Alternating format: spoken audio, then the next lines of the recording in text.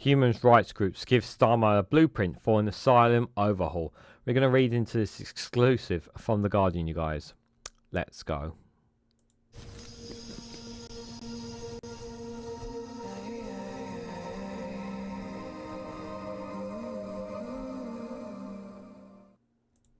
Good morning, good afternoon, good evening, wherever you are in the world. This is Reganelite here with an exclusive from The Guardian with the headline that human rights groups give Starmer the blueprint for asylum overhaul. The exclusive reveals that letters sent to number 10 calls for laws to be repealed, safe routes to the UK to end the permanent backlog of applicants. Guys, while you're here, make sure you hit the like button and share this across social media so others are notified of this video. So we'll read into the letter that they've said in a moment, guys, but let's talk a little bit about the asylum overhaul and what's happening. So obviously they are at the Yvette Cooper, who is the Home Secretary.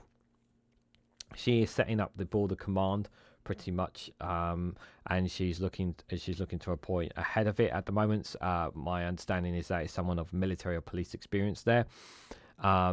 Whether or not this border command will make a difference on the border, obviously, will be lots of questions there. Obviously, they're scrapping the Rwanda scheme because it's a waste of money. It wastes taxpayer time as well. Let's be very clear about that as well. And also, there is a question about how the Home Office is going to deal with the permanent backlog. It's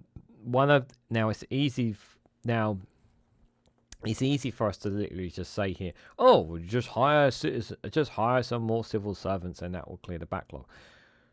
I've been saying that for quite a while, that would fix it. But is that really just enough to fix it? And probably the actual answer is probably no. It's not just going to be that. There's going to be obviously the way that they manage asylums, migrants here in the UK, and the more they process, obviously, I mean, it does obviously help. It will help clear that backlog either way. But is it going to? But obviously, even when you clear the backlog, still not going to stop people from crossing over. People are still going to try to find ways to come to the UK. If there were legal routes to come to the UK, maybe we wouldn't have people crossing the boats. Because this is what it says here. It says safe routes to the UK is what it says in the letter. Now, unless you are of Ukrainian, unless you are from Hong Kong, if you are from Afghanistan, you're able to get safe routes to the UK. In some cases in Gaza, it can be as well. If there are links to those in the for British civilians as well, there's links there as well. But the vast majority of the rest of the world, if you're from some of the other countries, you don't have a safe route to come to the UK. The problem we have is that we don't have a safe and legal route for people to claim asylum in the UK.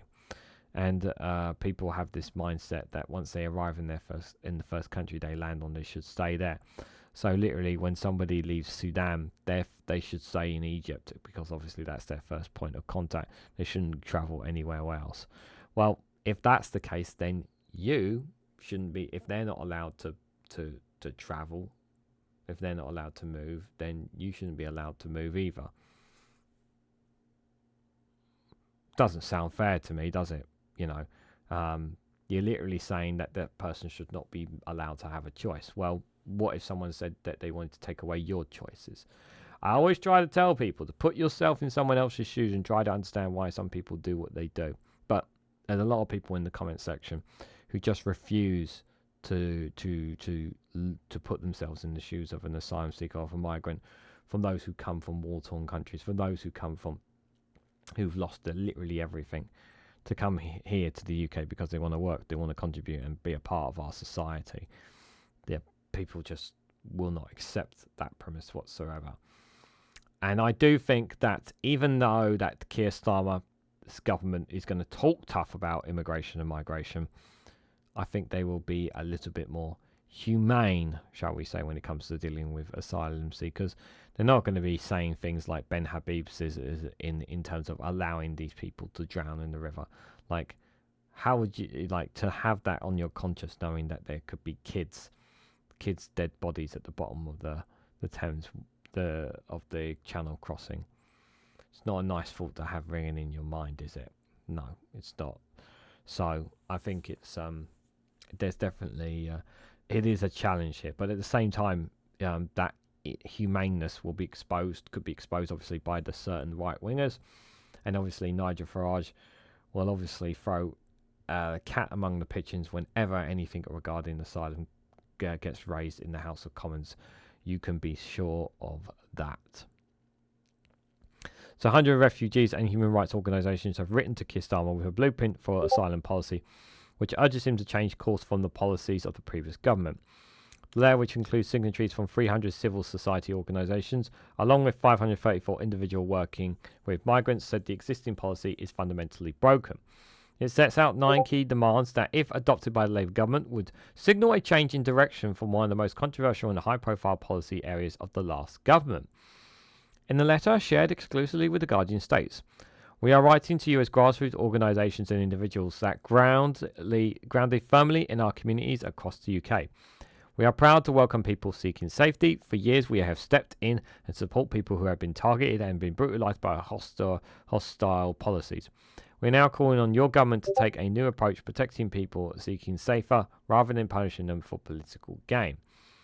It adds, "Successive pieces of unworkable, cruel legislation have effectively extinguished the right to seek asylum in the UK, creating an ever-growing permanent backlog of tens of thousands of people. Some are being re-traumatised in open prison camps, on barracks or barges. Others are left in overcrowded hostels with their mental health deteriorating whilst they are banned from finding employment, and channel facilities are at unthinkable levels, with 450% increase in deaths at our border in the past 12 months. Signatories include the Refugee Council, Refugee Action, and Joint Council of the Welfare, Immigration and Branches of Civilians Advice. Their key demands include restore the rights to seek asylum in the UK in line with international law by repealing the Illegal Migration Act and the Nationality and Borders Act. Open safe routes for people seeking asylum to the UK so that people are not forced to risk their lives in the Channel, including providing visa routes, enabling families to reunite safely, and rebuilding refugee settlement. This will fix a lot of. This will kill a lot of the rhetoric that Reform UK and Nigel Farage are talking about. They will kill a lot of their voters by doing that. This is something that will make a massive difference. Housing people seeking asylum in communities, not camps, and close down all institutional accommodations, including barracks, barges, hotels, and hostels, which cause unnecessary lasting harm and an eye-watering cost to the taxpayer.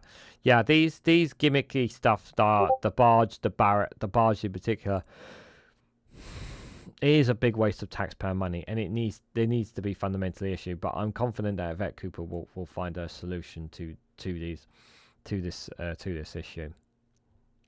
Restoring the rights of working people seeking asylum within 6 months of arrival so they can rebuild their lives in dignity and contribute £1.2 billion to the UK economy. Yes, getting them to work rather than having them sit in their hotels at our taxpayer expense would be, having them pay their dues would be a lot better, obviously.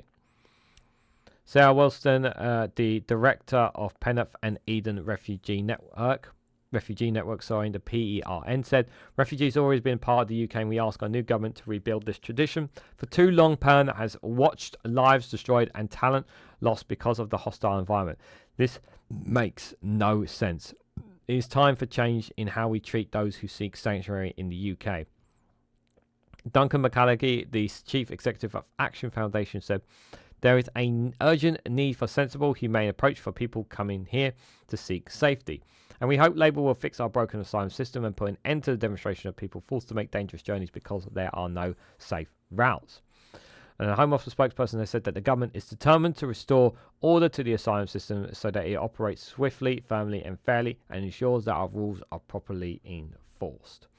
And it's nice to actually read a government spokesperson knowing that it's not a Conservative one there, but it's actually a Labour one there. So I have to bear that in mind every time I hear spokesperson now. I have to remember it's Labour, not Conservative. I hope they are determined to restore order to the asylum system. And if they do, obviously, the question I have is if they